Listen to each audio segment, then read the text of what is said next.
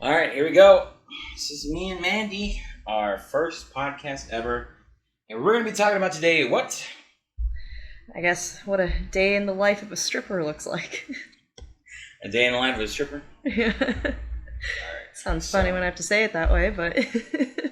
Now, everybody has the idea of what the day in the life of a stripper might look like. I get it. But reality is I'm not a stripper. I'm a strip club DJ. So I don't know, but Mandy does. So, Mandy, why don't you take us through the first part of your day when you're working? When I get to work, the first thing I do is step into the club and check in at the front desk. So they're going to ask just for some basic information to verify who you are, even if you see the same face every single day. Kind of just have to. After that, I go dress out and get ready. Should they check your ID? No, not my ID, but I'm in the system by like a certain like 3-letter code and the last 4 of my social. Oh wait, I totally didn't ask before, but can we mention the club you work at, right? Yeah, of course. Okay, so Mandy works at Yellow Rose, that's what she's talking about. So if you go apply there in Austin, Texas, Yellow Rose, Mandy's going through what you're going to have to go through. Well, if you're regular. If you're regular and already in the system, then you'll have to do your check-in. Then you gotta go get dressed and get signed in by managers and DJ, and then come back and pay your house fee. Now, for those people who don't know what a house fee is, so what is a house fee? Because technically we are a 1099 employee and we're just private contractors, you have to pay to use the facilities there for your business, which our business, I guess, is dancing for customers. Okay, so you're an independent contractor, you're not actually employees of the strip club. No. So you have to check in when you get in. And do you get ready before you get there, or is that something you do when you get there? Typically, I do most of my getting ready there. Sometimes I'll do my makeup before I even get to the club, but for the most part, all of my getting ready for the day of work happens while I'm there. I don't want to walk in looking too much like a dancer. I'm sorry about that. I actually thought I put that on. Right. Okay. Wait, you don't want. Yeah, that's right. She does not look like she showed up today. She did not look like a dancer. She looked like one of my neighbors. So if she looked like one of my neighbors, she could have been one of your neighbors. I recently did one called "Stripper Does Not Mean Hooker." So if you think that they look like hookers when they're outside the club, let me tell you, 100% completely not true. No, I'm just your friendly neighborhood goth girl. Goth girl? Well, yeah. Well, that's true. That's true. I mean, yeah. Okay, so being a goth girl and being a stripper, how does that feel? I definitely feel like I stick out like a sore thumb, but I'm also not opposed. It might be a bit of a competitive edge in a way. I embrace it. I just embrace it and roll with it.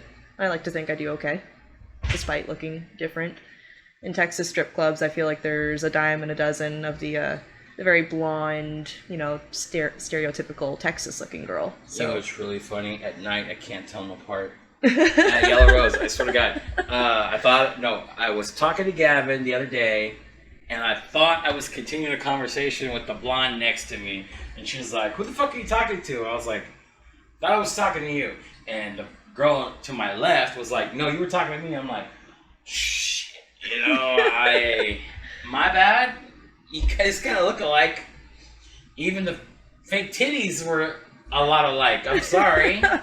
Everybody got fucking C cups at the same doctor because they all look alike. But yeah, it's like dyed blondes with fake tits are a dime a dozen. I'm not saying it's a bad thing. I'm just saying you can't tell. Every customer has their thing. It's like, it's not a bad thing, but I just hopefully try and find the customers that are alright with me being tattooed and pierced and kind of alt looking. So, you say alt looking. Is that a problem sometimes with some of the guys that you approach? Oh, absolutely. There's definitely plenty of people that I go to sit down with and they just say tattoos aren't my thing.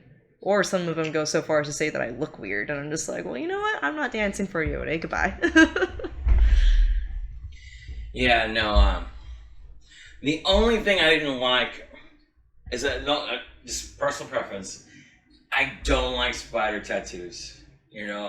But for me, when growing up, I had those cholo cousins, and they had those. On the So elbows. just kind of just or- no. Sometimes they had them other places, Oh. or literally, I would date girls that suddenly had them somewhere, and it's like fucking Christ. And I broke up with a lot of girls that had them, and so for me, it's like I don't like the spider web tattoo. That's my personal preference, but I still think Mandi's hot, regardless. Otherwise, we never would have gotten to this stage. So Oh, that's well, true. thank you. Yeah. Oh, Yeah, no, so- not offended either. Again, I know not everyone's cup of tea. You kind of have to have thick skin in this industry. Yeah, no shit. Trust me, I know. For those of you that don't know, I'm about 400 pounds heavier than Mandi, so I can understand. Yeah, I'm joking about my weight all the time on this thing, so I don't mind making fun of myself. At one, what I did with a friend, literally, we just made fat jokes, which is why I didn't make it on there, because I figured in today's society, it would just sound like we were just making fun of men and being fat, and we just couldn't do it. But, so you sign in, check on the DJ, and you hit the floor, and some guys don't find you appealing. What do you do then? I just thank them for their time or wish them a good day and keep on trucking on. Okay. So when you get called to the stage, what do you do? No, I'm sorry. What kind of music do you like? Because honestly, I can't tell you what kind of music people like after a while. Being a DJ for so long, it kind of just goes in one ear and out the other, and I totally have no fucking clue what music you dance to. Personally, I'm a big fan of like Marilyn Manson, Chevelle, Tool, Okay, all good bands. Rob Zombie. Yeah. Oh, I can't listen to Rob Zombie anymore. Oh. But see, the thing is, after a while, look, when I was younger, I used to love Megadeth and fucking Metallica and Audio Slave. Mhm. But then when you do circle DJing and you hear that shit all the fucking time, you can't hear it anymore. There was a hot girl at Perfecton North, hot, and I asked her, for the life of me, I asked her, please stop doing these fucking songs. I can't listen to fucking Megadeth Symphony of Destruction anymore. I heard it so many times playing for strippers. I just couldn't take it anymore. Really? Then, I don't think I've ever heard anyone dance that one, but it's bad that I'm tempted to now. Sorry, not No, to spite you or anything. No, eventually I got over it. A couple years later, I was like, oh, you know what? I can hear this song again. But it took me years. You have to imagine, like, at the time, those bands, 20 years ago when it started, were so popular. Metallica, Megadeth, I heard them all the fucking time. Rob Zombie, when he came out, everybody wanted Living Dead Girl. Every girl that liked rock music wanted to hear a fucking Living Dead Girl. And it just eats in your fucking brain. And after a while, you can't fucking hear it. Like, literally, you can't fucking hear it. I have a bunch of music on my phone, and I was talking to my friend. He was in my car, and he's like, I bet you didn't like this song. I did not realize Metallica was still on my phone, and it was playing, and it just, like, didn't register one way or the other. That's what was playing on the fucking radio. And it was in my phone, so that's the thing, I didn't even notice. And I'm like, what are you talking about? I'm like, oh, yeah. I was like, I don't even hear that shit no more. But I'll tell you this, if I had to go take a piss, I could literally tell you, I'd be like, oh shit, I gotta run back to the fucking DJ booth. I could guarantee you I could tell when I had to run back. You know, I was like, okay, I'm done. I gotta wash my hands. If it was too late in the song, oh, fuck the hands. I've got some fucking, some... sanitizer. Yeah, I got sanitizer in the DJ booth. It'll be fun. Yeah, so... The sixth sense, as I like to call it that. Like, when you are told that you have, like, only, like, maybe 2.5 songs before you gotta be up, it's just like, yeah, I have to pee. It's just like, yeah, you really do. Just develop the sixth sense, like the tingle. Yeah, I always told DJs, I said, you're gonna develop a DJ inner clock. And they're like, what do you mean? Eventually you're gonna hear songs so much that you'll fucking run when you're like, oh shit! And I played in a Mexican club for 8 years, and I have trouble speaking Spanish. Now, mind you, I say that because I work with girls from fucking Peru, Colombia, Honduras, Guatemala, Mexico, various parts of Mexico. It's not all the same Spanish. And then you have the Cubans. Some of the words that I speak, they're not Spanish from Mexico. They're Cuban Spanish. And some of the guys don't understand me, so I have issues. But don't get me wrong, when their fucking songs are playing, I knew exactly when I had to stop pissing and run to the DJ booth. Okay, so Imagine you go to stage and some guy tips you. What do you do then? Like, what do I do when they're tipping me on the stage? Yeah. Or, like, what do I do, like, right after I'm off stage? Right after you're done with stage. It's the best way to put it. Yeah, I didn't put it that way. My bad. I find that I have the best luck selling dances if the first thing I do, maybe aside from, like, the most, like, grabbing a glass of water or something. That shit's exhausting, I just want to say. Like, if you're doing pole tricks and actually pole dancing, it's a workout. So the most I'll do is get, like, a glass of water, but typically I try and make the first thing I do is going up and thanking them for the tip. And I feel like that's typically a good conversation starter and a good way for me to get dances down the road. And we could both agree a lot of girls don't do that at all. They don't talk to guys right off the bat, and you do, which can make all the difference in the world. I think it does. Like, Yeah. well, that one's just polite. Yeah, but some girls don't. You have to agree. Some of your coworkers are not polite at all. No. They're polite to sugar daddy, but they're not polite to anybody else. So yeah. So you find it's better if you get off stage and you go directly to the guys that tipped you and say hello, thank you, more than anything else. Yep. All right. So before all this, we were talking about taxes. And the reason why we're talking about taxes is because there's certain things that a stripper has to buy to work somewhere. Now, let's talk about that because that's part of your equipment necessary to work for a strip club. So, Business supplies. yeah, business supplies. That's a good one. I like that. What business supplies do you carry with you to work every day? So when I prep my dance bag for work every day, I typically come in armed with like a few like kind of toiletry items like baby wipes, hand sanitizer. If I'm doing my makeup at work, I'll bring my makeup bag. Wait, baby wipes? Some people are gross. We'll just leave it at that. Okay, yeah, okay. Sometimes like you just find a customer that's just like, I don't want to stink like customer afterwards, and you're like, You know what? I hate to say this, but there was a dude, and I want to say his name was Ron. But I might be wrong. So we're just going to go Ron for right now. And this guy, for all his money and all his charm, had the worst BO and worst bad breath ever. He's like, I got halitosis. No, I've smelled halitosis before. It smells like you got fucked in your mouth, and you haven't cleaned that shit in 10 years. That's what it smells like. And even if he took mints, his BO was so fucking bad. And you don't want that shit on you. I mean, at all. Because, I have to shake hands with these people, but you guys go a lot farther than shaking hands. Or like literally half naked sitting in these guys' laps. Like, yeah. So, yeah. Okay, but, baby wipes, I did not consider it. So you said makeup bag, what else do you need? Dry hands. I like to have dry hands because I definitely work the pole. Dry hands, it comes in a little bottle, and it basically helps with your grip on the pole, for those of you that don't know. That's what dry hands is. It's like gymnast chalk, but in like a lotion form. Yeah. It sounds a little backwards, but... No, it's the best way to say it. It's gymnast chalk, but in liquid form. Yeah, that's a good one. I like that. But not everybody uses it because not everybody does pole tricks. And you need it if you want to do pole tricks because it allows you to grip that pole, no pun intended, a lot better than if you didn't have it. Absolutely. And I guess the bigger, more important items, pleasers. Pleasers are kind of like the official dance shoe for exotic dancers. I didn't know that's what they were called. Yeah, the big platform heels that like every girl in there is required to wear. 8-inch heels, yeah. They don't have to be 8-inch, but pretty much Pleasers has pretty much like cornered the market on dance shoes for exotic dancers. They call those red boxes, right? Yes, the black and red boxes with the butterflies on it. Yeah, I know those shoes. I bought more than my fair share in my time for somebody. Spot those boxes a mile away. Yeah. Oh, and wait, what are you required to wear by law?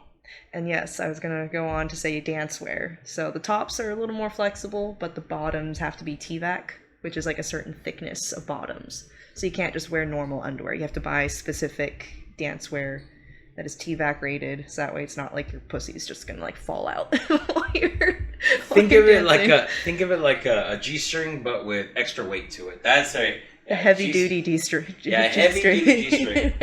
If your mother weighed 500 pounds and she was gonna wear a G-string to the fucking beach, This is the kind that she would need not to embarrass you and her ancestors. Okay, so basically teabag is a G-string. Teabag with. I thought it was a tea bag, like with a V, but tea bag works too. Yeah, teabag. You know, like I was drinking some tea. Let's seep in a tea bag. Yeah, it's a tea bag with extra weight to it.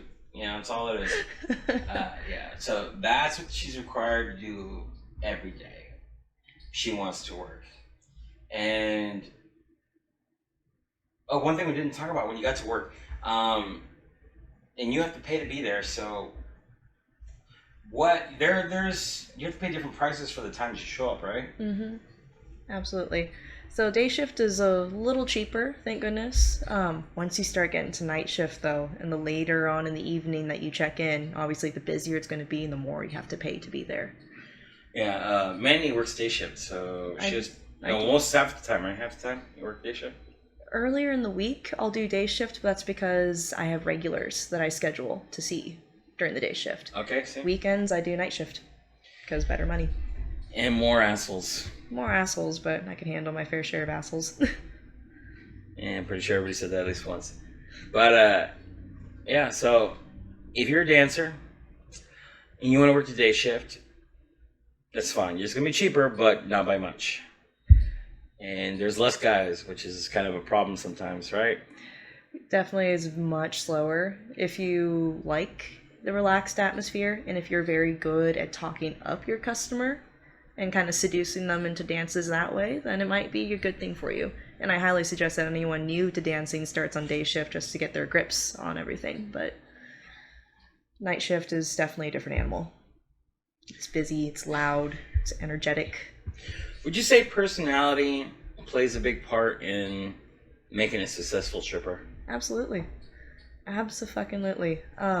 Also, for any new strippers out there, sounds weird, I highly suggest reading the book The Art of Seduction by Robert Greene. It'll actually go into depth about the different seduction techniques and also how those personalities play into how you can seduce someone into acting in your best interest. And in this case, best interest. A guy wrote a book about the art of seduction for strippers? Well, not just for strippers. I mean, seduction really is just getting anyone to act in your best interest. And for us, our best interest is, I'm going to shake my butt a little and you give me money. I really need to read this book because it's a great read. I apparently need it, yeah. I'm not even going to lie. Since reading it, total game changer. I'm a little old for that. I'm 40 now. So at this point, my dream woman is in her late 30s,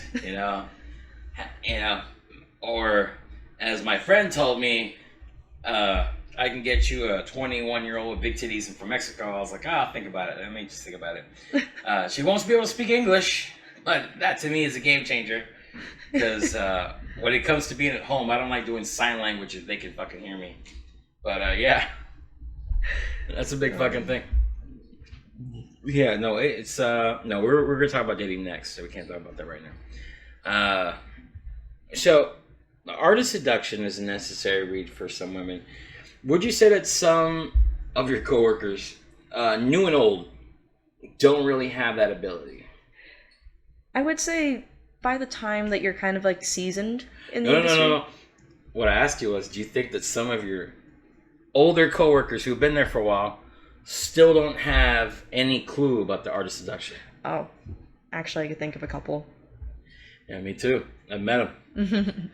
But again, like I said, I have answers to questions, but if I don't have a woman answering them, it just makes me look like an asshole. So that's why I ask the question sometimes. Sorry if I took a second on that one. No. I'm not ever trying to bad talk. No, this is our first one. We're going to get through the others, but So like I always say, it's like when I have a woman on, it's basically like I ask questions sometimes. I have the answers, I just can't answer them because then I look like the asshole.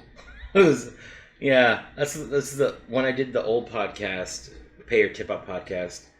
I had answered some questions, and some people got offended because I was a guy answering a question that only women can answer. Even though I've done it for 20 years, and still like, not the same perspective for some people. Yeah, they're all like, "Oh, you don't count." It's like, You haven't experienced it personally, but you've seen a lot of varying cases of it.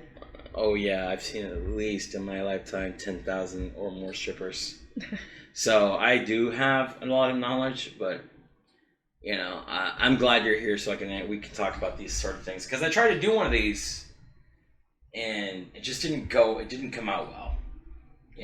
So I'm glad that you're here. This is our first one. Happy to be here. Yeah, this is a day in the life of a stripper with Mandi. Guys, I'm gonna give out a little bit more information about her. Right now we're talking, and I'm gonna do that later solo, including Mandi's OnlyFans. So please, the link will be down below, and her Instagram as well if you want to check it out. And if you're in Austin, Texas, she does post when she's at work, so please keep that in mind. And I'll give you more information when I end it. Would you like to say goodbye before we go? Adios. Nice. All right, guys. The need to know information is coming up after this. Here we go with me by myself.